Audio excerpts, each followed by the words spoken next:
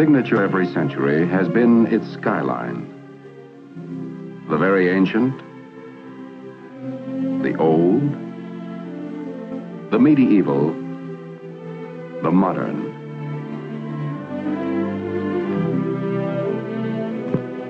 Imprints of man's never-ending path of progress, silhouetted against the ageless canvas of the sky. Our day, our times, our signature, our skyline. Metal fingers beckoning to the invisible, calling to sound the ear cannot hear, and sight beyond the range of the unaided eye. Our era, the era of television. The dream of television had persisted for centuries. The human eye is a miraculous instrument, perceptive, sensitive, forever tuned to the pulsating wavelengths of light. Yet the eye is hemmed in by horizons. It cannot see over a hillside or beyond the haze of distance. To extend the range of human eyesight, man developed marvelously sensitive instruments, binoculars.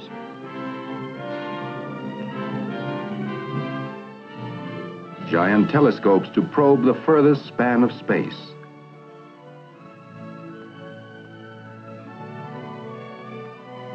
But always there were barriers, distance. Could man fling pictures to the sky and gather them in at a distant point? It was a provoking challenge. And nowhere did the challenge provoke more unending experiment and research than at RCA. As far back as the 1920s, two men took up this challenge. They shared the irresistible dream of television. David Sarnoff, chairman of the board of RCA. Dr. Vladimir Zworykin, honorary vice president and technical consultant of RCA. Dr. Zworykin, every now and then I like to put the calendar back and remember another important occasion when you came to my office. You were a good salesman, and I was a good dreamer. We talked about broadcasting moving images by electronics. And I remember that I asked you what it would cost to develop an all-electronic television system. Do you recall your estimate? Of course I remember. I asked something like $100,000. Your estimate missed by quite a bit. It cost RCA more than $50 million to create, develop, and introduce America's first all-electronic television system. And since that time, as you know, RCA has spent another $70 million to pioneer and develop the compatible color television system. But how well that money was spent. We succeeded in extending human sight far beyond the horizon. Yes. This is wonderful thing about television. The extension of our sight. You are better acquainted with this progress, General, than anyone because of your participation and leadership in so many phases of television development. It was nearly 30 years ago when I came to your office with that tube, the first eye of television. Yes, I well remember it. Nearly 30 years ago. And what a great invention this tube has become. It certainly has fulfilled its destiny. Well, General, this is the grandfather of the pickup tube. Do you want to see the newest grandchild? Well, I'm all for grandchildren. Let's have a look at it. Well, here it is. Well, this certainly looks very interesting. What do you expect this grandchild to do? Well, that's what we call miniature Vidicon. And I hope eventually it will replace all the existing pickup tubes for all the purposes. Well, that's very interesting and certainly very promising because what we need to do is to reduce the size and the cost of these components so that television, color television, both at the transmitting and the receiving end, may be within the reach of everyone. That is my hope. The turning point came in 1923 when Dr. Zworykin invented the iconoscope. This tube, after years of further development, became the image orthicon, the electronic eye of the modern television camera.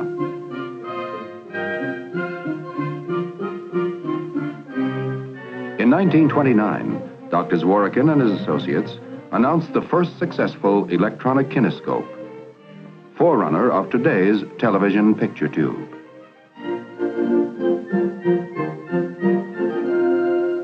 The circuit was complete. All electronic television was achieved. It worked. How?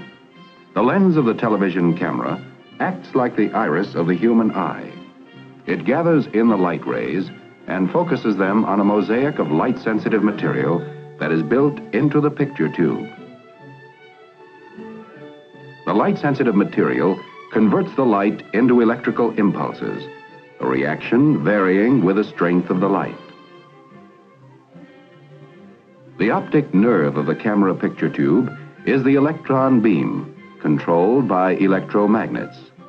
The beam scans the picture, which is on the plate, in rapid sweeping motions from side to side, from top to bottom.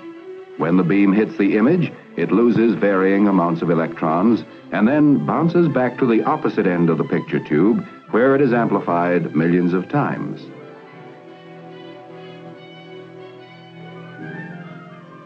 It is led off to the transmitter in the form of electric current.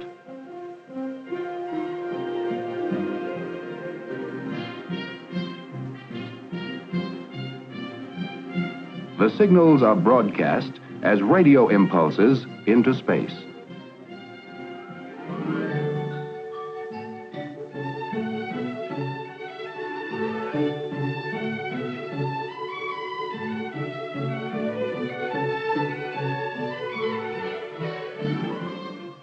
Part of the receiving set is the kinescope. Here, the action is reversed.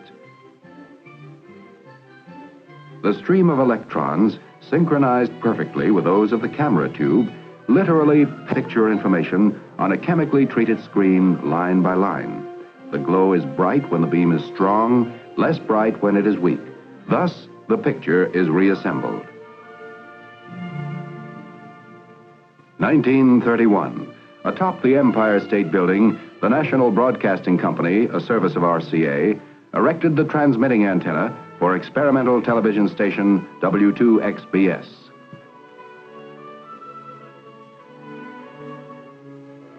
Now, RCA's technicians and scientists tackled the next goal, improvement of picture quality. Hitherto, using a mechanical process, the best that could be transmitted was a crude signal of 60 scanning lines.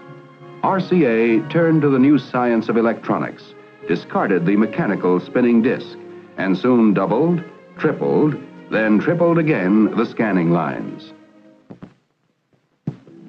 Now television was really on its way. In 1937, television strode out of the studio with mobile vans developed by RCA and NBC, versatile, self-sustaining. New eyes, new vision for the world. A man could sit at home, yet his eyes could scan the countryside. A bright new era dawning, a new dimension in communications. Distance reduced to microwaves. Walls, barriers, mountains erased. Television, the ultimate triumph in man's search for sight beyond the range of the human eye. 1939. Television is ready to make its official public debut. The setting could hardly be more perfect. The New York World's Fair. Its theme, the world of tomorrow.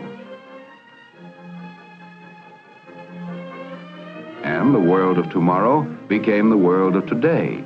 The RCA exhibit building, where on April 29, 1939, David Sarnoff stated, "We have added radio sight to sound." NBC cameras probed, explored, scrutinized.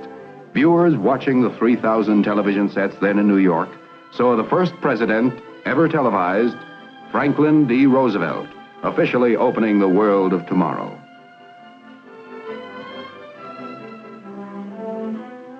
Via television, the viewers toured with the King and Queen of England through Pavilion and Midway. Day by day, television produced new adventures, new vistas, new excitement, new thrills. NBC presented the first baseball game ever televised, August 1939. 1940, the nerve-tingling drama of a national political convention, the first ever televised. Philadelphia and New York were knit together by the electronic miracle of television.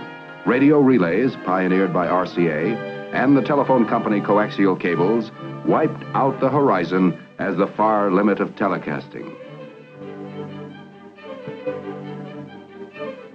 Still in the trial and error stage, television began studying its own future as a tremendous new medium of entertainment.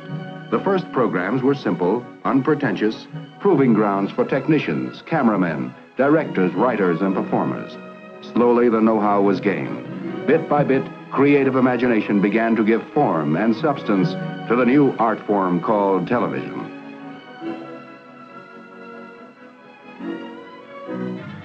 (1941), a fateful year, war, and the beginning of a 4-year blackout for commercial TV. And television enlisted for the duration. Research went forward at war tempo. At RCA's David Sarnoff Research Center, Princeton, New Jersey, 24-hour shifts explored every corner of the new world of electronics.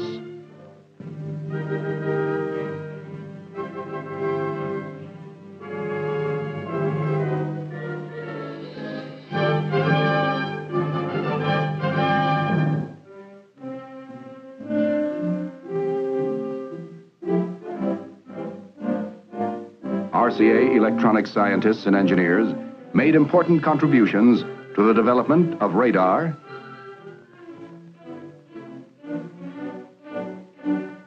sonar for submarine detection,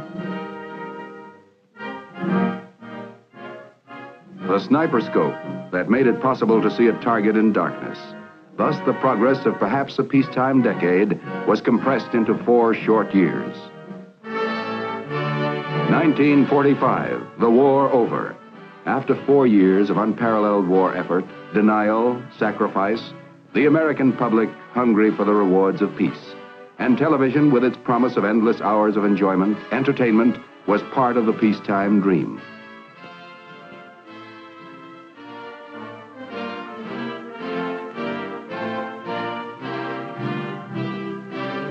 RCA, although by far the leading producer of television sets and television tubes, realized that the future health of the industry required the vital bloodline of competition. So, in a move without precedent in American industrial history, it opened its blueprints to licensed competitors. This was the shot in the arm the industry needed. Television came of age.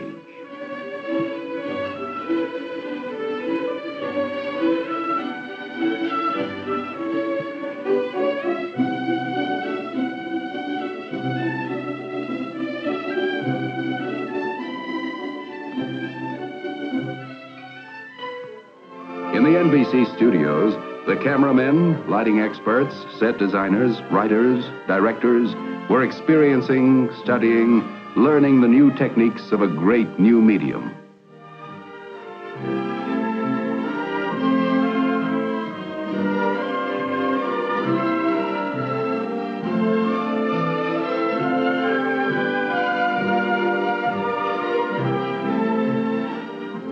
Programming was better, more varied, more entertaining.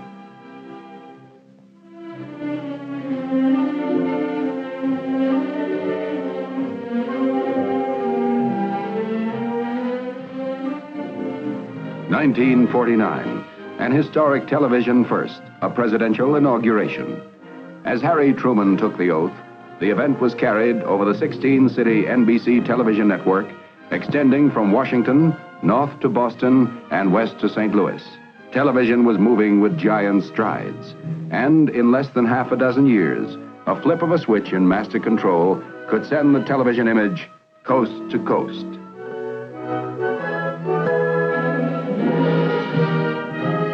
A dynamic industry employing more than 1 million. Television, an unparalleled blending of science and art, invention and engineering, private incentive and public service.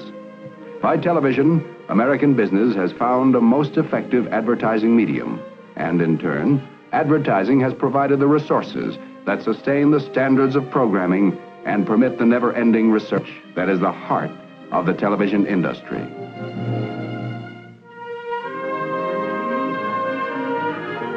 Television servicing alone has become a major industry, employing nearly 100,000 people.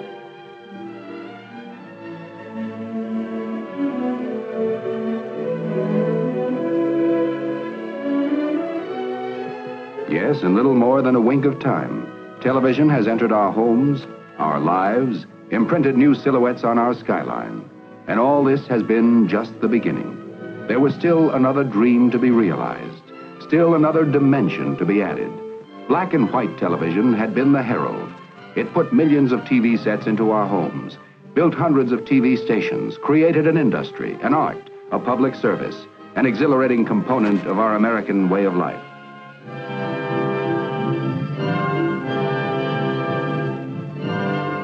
It provided the foundation for the next giant step forward.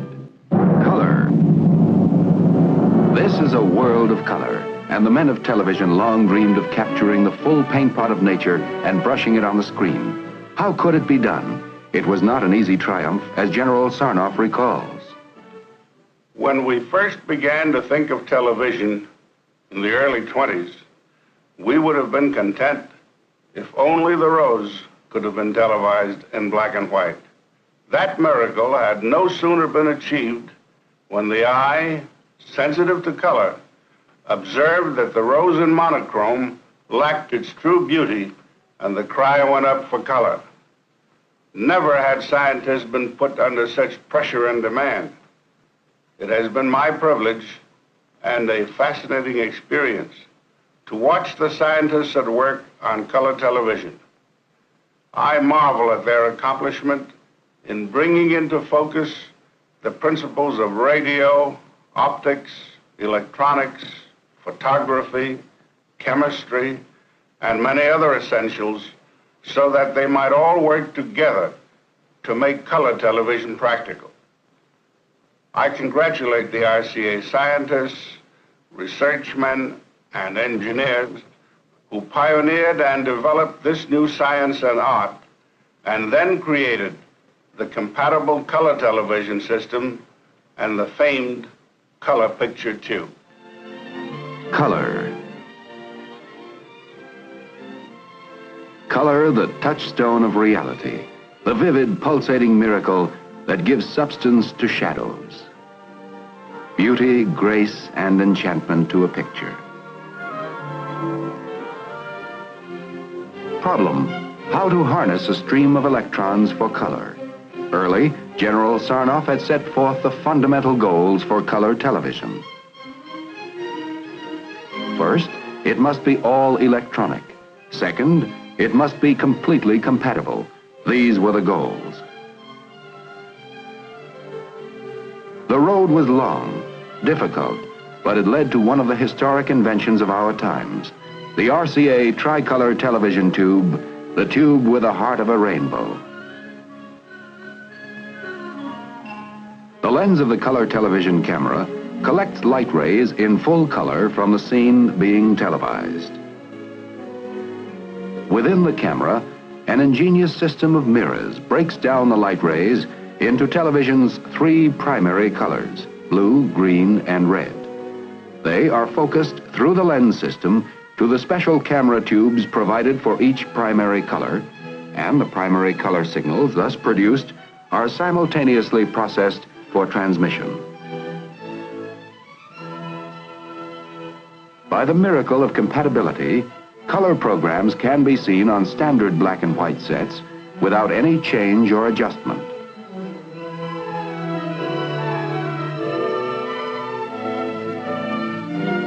Color receivers, which can also pick up standard black and white broadcasts, decode the color information and apply the picture in all its vivid beauty to the tricolor tube. The world of color. Color captivates attention and brings the beauty of creation close to home. Color transforms the commonplace into the beautiful. It makes the humdrum memorable, gives new power to advertising and merchandising. color, the fabric of the rainbow riding piggyback on an invisible stream of electrons. The Tournament of Roses in Pasadena, California. Telecast in color by 21 stations of the NBC network in the first west to east transmission in color on New Year's Day, 1954.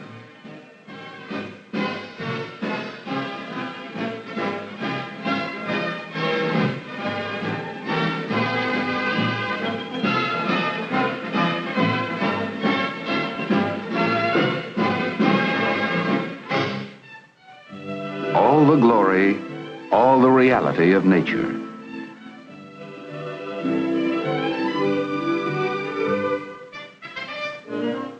With the added dimension of color, television programming probed new horizons. Once again, technicians and artists accepted the challenge.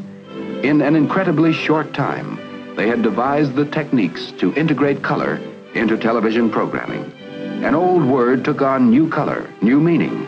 Spectacular, an adjective made over into a noun. Spectacular, the finest in television programming.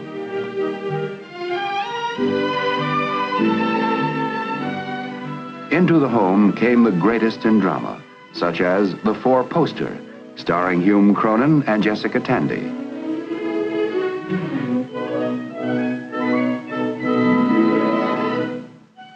The list of spectaculars continues to grow to imposing proportions.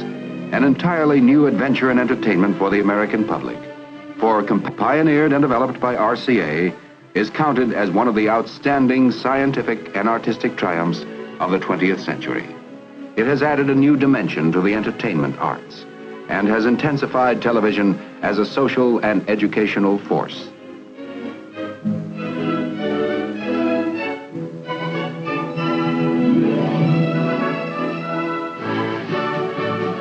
Mobile units in a coat of many colors transmit outdoor color telecasts, adding new sparkle and new buoyancy to television coverage of great sporting events. The first World Series ever color televised, 1955.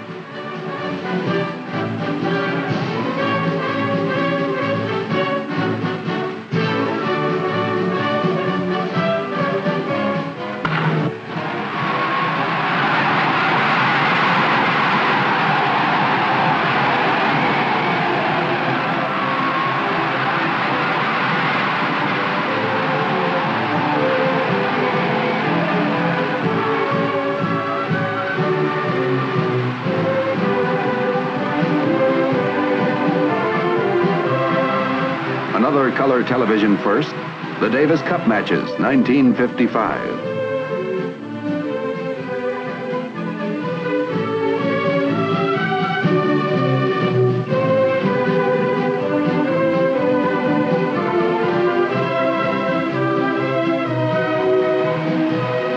Football, the youngest art form, the easiest understood, the liveliest, the brightest, television full and captivating color.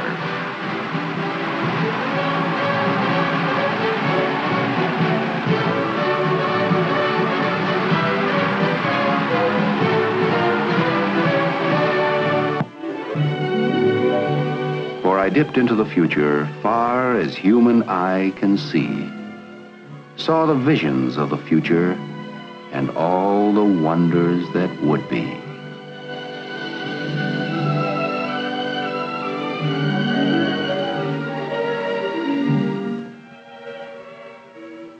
One day through television, the entire world will stream into our living rooms with the velocity of light.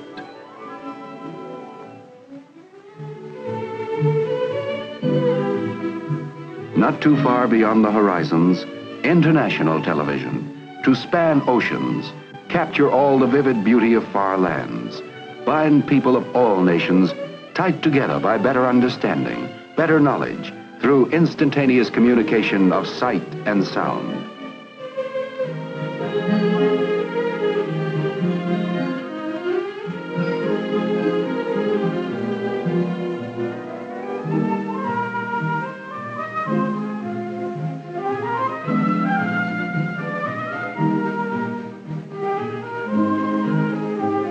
Motion, color, vibrancy, people.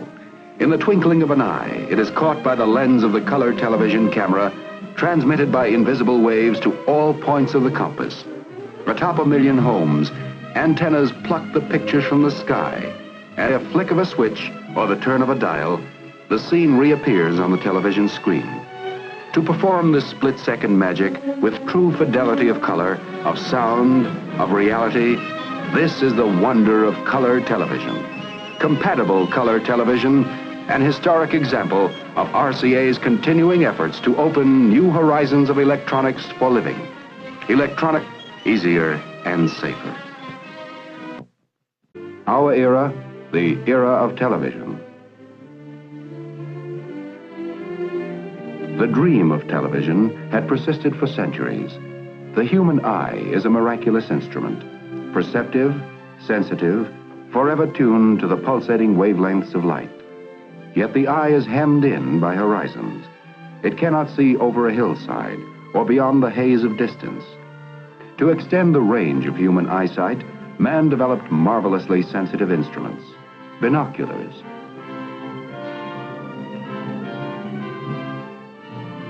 Giant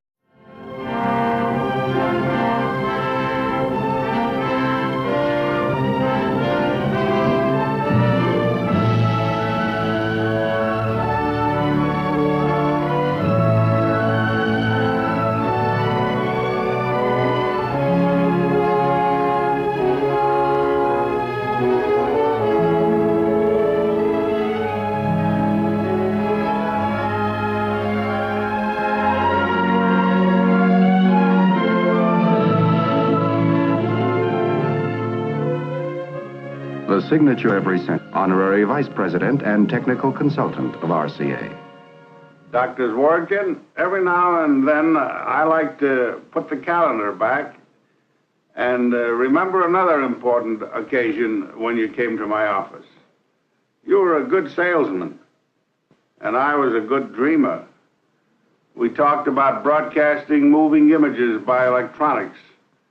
And I remember that I asked you what it would cost to develop an all-electronic television system. Do you recall your estimate? Of course I remember. Century has been its skyline. The very ancient, the old, the medieval, the modern.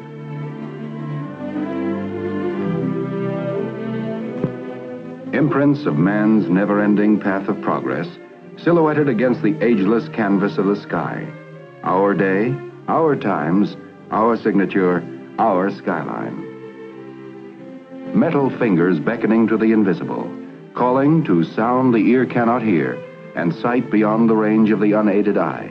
Telescopes to probe the furthest span of space.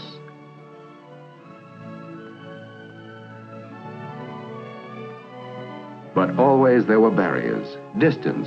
Could man fling pictures to the sky and gather them in at a distant point? It was a provoking challenge. And nowhere did the challenge provoke more unending experiment and research than at RCA. As far back as the 1920s, two men took up this challenge. They shared the irresistible dream of television. David Sarnoff, chairman of the board of RCA. Dr. Vladimir Zworykin,